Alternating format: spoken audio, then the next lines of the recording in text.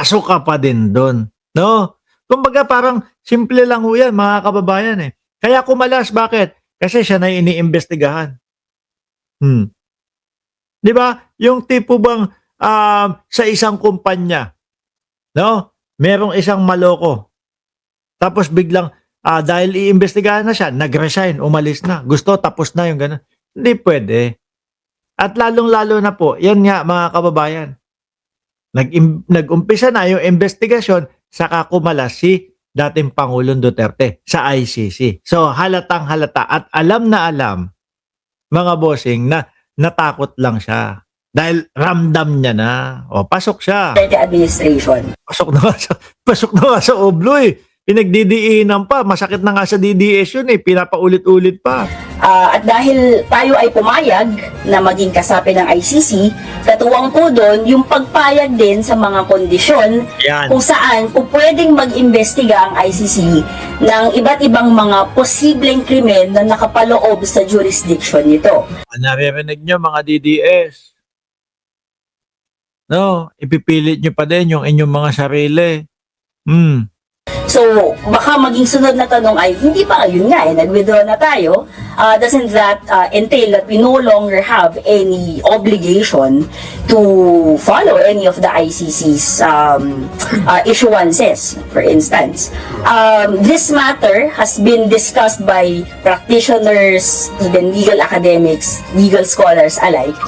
And we do have legal basis to say na merong Talagang pasok na sila. 3, tapos may mga kapulisan pa. Ay, nako. Maganda yan, ano? Kasi, mga DDS, eto dapat isinusulong nyo si isinusulong nyo o pinupush nyo na si Bato de la Rosa at si Bongo eh. Kasi yan naman, mga nangako naman sa inyo yung mga yan eh, di ba? Nangako sa inyo na sasamahan si dating Pangulong Duterte kahit saan nagpunta. O yan. Ngayon, si dating Pangulong Duterte, nag-iisa na lang doon sa ICC. Diba? Nag-iisa sa ICC. Ay, meron na palang kasama siya. May kakosa na siya doon, galing ibang bansa. Pero pag dumating si Bato de la Rosa, reunion yan. Nako, alam nyo ba, base sa pag-aaral, na kapag ka ang tao ay masaya at hindi malungkot, humahaba ang buhay, kapag ka naipadala nyo si Bato de la Rosa, si Bongo, mga Julalay niya yun eh. Malamang baka humaba pa lalo ang buhay ng dating Pangulo. O, di ba? May tagaluto, o may tagapagpatawa, may tagapaypay, may tagapunas. Di ba? Pero the more na sinusuportahan nyo yung pagtatago ni Bato de la Rosa, baka gayahin din po yan nung si Bongo sa January. Baka biroy mo, bagong taon, no? Tayo, looking forward tayong lahat do sa bagong taon. Lahat magpapasigla, lahat masayang-masaya at positibong uumpisahan yung bagong taon. Si Bongo tsaka si Bato, malungkot. Sila Bato at Bongo, iiksi ang mga buhay, sabi ni Chi Villaruel. Request ni Digong, ipagluto siya ni Bongo. Di ba? Sabi ni Sir Archie Beroya, walang utak na bubuksan. Puro bao lang daw yung utak ninyo. Sabi ni Sir Archie Beroya, mga DDS, putik na yan. Nasaan ba kayo? Isang oras at 10 minuto na ako nagsasalita dito. Nasaan yung matatapang na mga DDS at hindi nagko-comment? Nasaan na yung paulit-ulit na magsasabi na sulit pa din kami. Nawala na. Naubos na kayo. Napagod na din kayo. Kakasulid-sulid ninyo with heart na green tsaka kamao. Itong mga DDS na to, wala eh. Alam nyo mga DDS, masaya kami kapag nandito kayo. No? Hindi kagaya ito nung mga vlogger ninyo na kapag pumupunta yung mga supporter ni Pangulong Bongbong Marcos at nagko-comment, ibinablock. Dito walang block. No, magmura kayo, bahala kayo sa buhay nyo dyan. Di ba? Mahihain na ngayon yung mga DDS. Alisin na natin to. Ngayon, mga bossing, eto, nagtatakasan na daw. No, nagtatakasan na. Ayan. With question mark, no? Sino daw po? Ayan, tumakas na with question mark.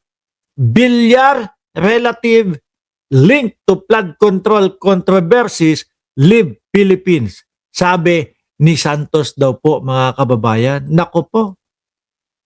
Eto na.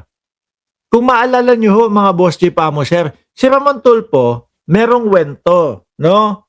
Meron siyang wento. Doon daw po sa loob ng ICC, nung naimbitahan daw po si Mark Villar, nagwala daw po. Mga kababayan, sabi po ni Tulfo yun, siguro nag-init ang ulo. Hindi niya expect na tatanungin siya ng mga ganito, ganyan. Tapos pagkatapos noon, bigla daw mga bossing na, hindi daw. Totoo. Biglang sinabi, merong mag-iimbestiga sa mga bilyar o sa bilyar ng hiwalay at separate. Kasi ang iniisip ko doon, baka big time baka malakihan yung sa mga bilyar kaya hindi kakayanin na ihalo doon sa mga ICC ngayon nagsisialisa na ng bansa. Di ba? Kaya ang tanong ng politiko, tumakas na, bilyar relatives linked to flood control controversies, leave PH Santos. Kung maalala nyo yung isa, sino ba yun? Si Bunuan. Biglang lumabas din ng bansa yun. Nakabalik na ba yun? Hindi ko alam kung nakabalik na o hindi. Pero isa din yun di ba? Biglang labas din ng bansa Sabi dito, a relative of the Bilyars who was linked to the anomalous flood control project has left the country according to Las Piñas representative Mark Anthony Ramos. Santos pala. Ako Sabi dito, Santos discloses that the politician contractor Carlo Aguilar left the Philippines just 5 days after former Department of Public Works and Highway Undersecretary Roberto Bernardo testified before the Senate last month. Naglalabasan na. Wala nang nagpaparamdam ng mga DDS. Lahat nagtatago na. So, di ba? Siguro sinamahan na si Bato de la Rosa. Fleeing is an admission of guilt. Escaping the country only strengthened the suspicion that Mr. Aguilar has much to answer. No? Akala nyo naman, basta-basta kayo makakalabas. Sabi, ICI pinsan. Ano ba sabi ko, ICC? No, ICI na tayo dito sa mga flood control. Tag-iiyakan na daw ang mga DDS, sabi ni PJ Tube. Ngayon baka akala nitong mga kaanak ng mga bilyar, ganun-ganun na lang yun. Na makakalabas, makakataka sila. Hindi tingnan nyo si Saldico. Ipapakita ko sa inyo si Saldico Ayan, hinahanap na, hinahagilap na din po. At ang sabi nakikipag-usap na daw. Diyan sa Interpol. NBI humingi ng Interpol red notice versus Saldico. Ganyan din ang mangyayari sa inyo. No? At kapag kayo nasa labas ng bansa, mas madali kayong makukuha, mahuhuli, mauoblo. Sa Pilipinas, kaya nga si Bato de la Rosa sa Pilipinas lang